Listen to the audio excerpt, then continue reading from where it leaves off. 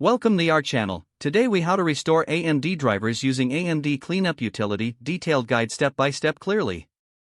Begin by downloading the AMD Cleanup Utility from the official AMD website.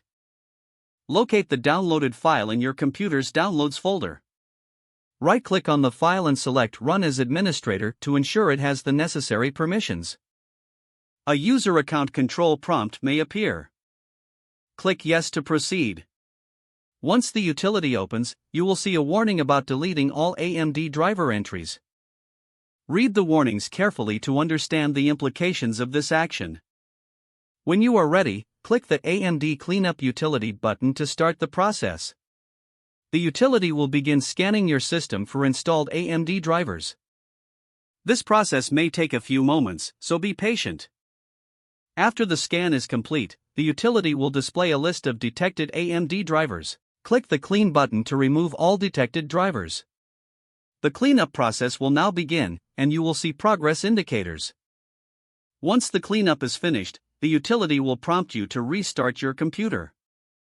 Save any work you have open, and then click Restart to reboot your system. After your computer restarts, your previous AMD drivers will be removed. Now, it's time to reinstall the latest AMD drivers. Visit the AMD Drivers and Support page to find the correct drivers for your hardware.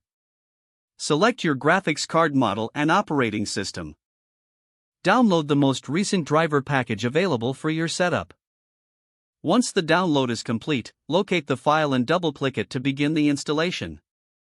Follow the on-screen instructions to complete the installation process. After the installation is complete, restart your computer again for the changes to take effect. You have successfully restored your AMD drivers using the AMD Cleanup Utility. If the page does not load, refresh the browser or try again in a private or incognito window.